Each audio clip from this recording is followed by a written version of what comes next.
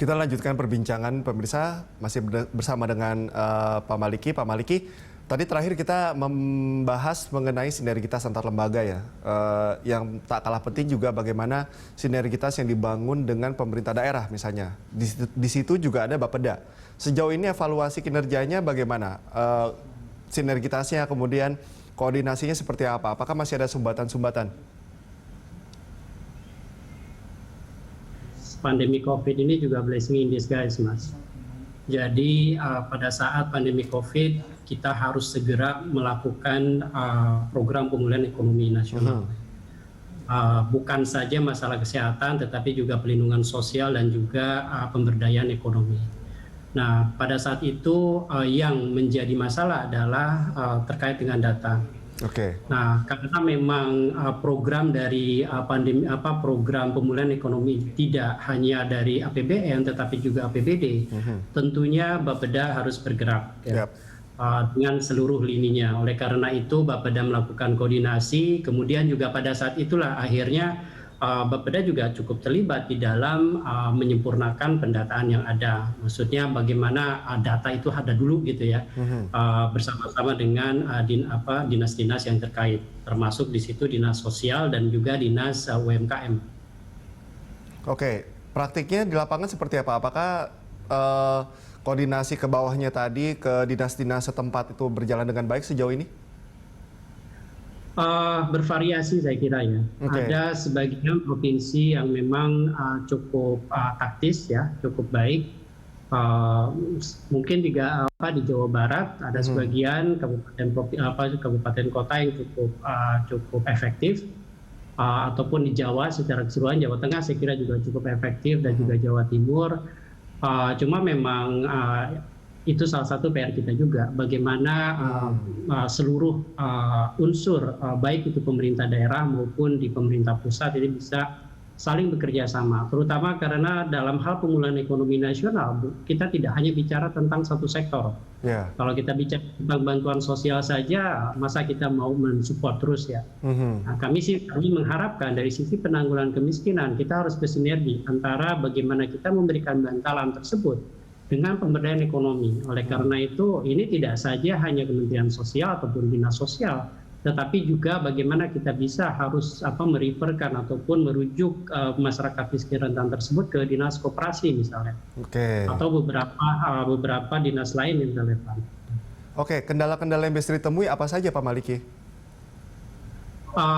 Tetap koordinasi tadi, koordinasi, kemudian juga kebiasaan tidak berkoordinasi kan, hal-hal seperti itu yang mungkin juga ini. Sebenarnya mereka sudah berusaha, tetapi karena seperti kayak mobil yang sudah agak lama, kemudian olinya juga kurang baik gitu ya.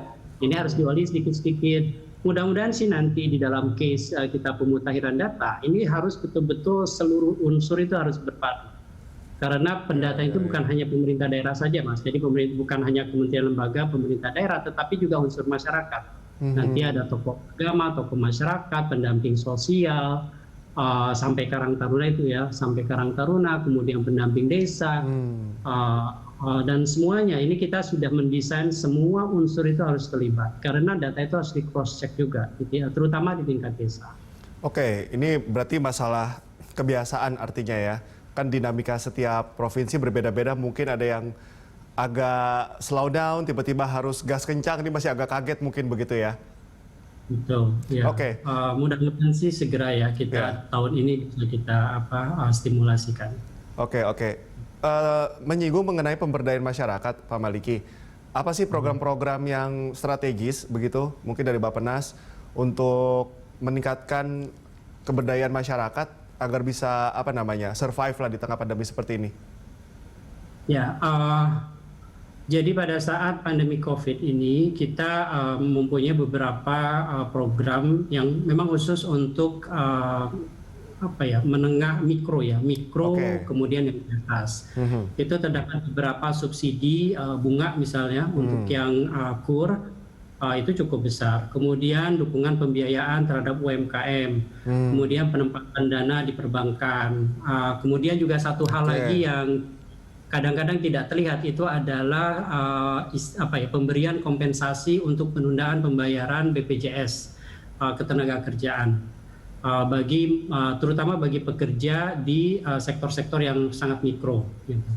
Oke, itu pada pandemi ya. Oke, kalau terkait dengan anggaran, apakah yang meningkatnya kemiskinan ini berdampak langsung terhadap naiknya atau kenaikan terhadap anggaran bantuan sosial? Kalau bagi kami, jadi gini, kalau pada saat kemarin tahun lalu pandemi COVID, oke lah kita menggenjot dengan bantuan sosial cukup banyak. Jadi di 2020 saja bantuan sosial itu sekitar 204 triliun. Namun saat ini kita harus mengkombinasikan, bukan saja bantuan sosial, dan bantuan sosial pun harus secara gradual, harus secara bertahap itu kita kurangi.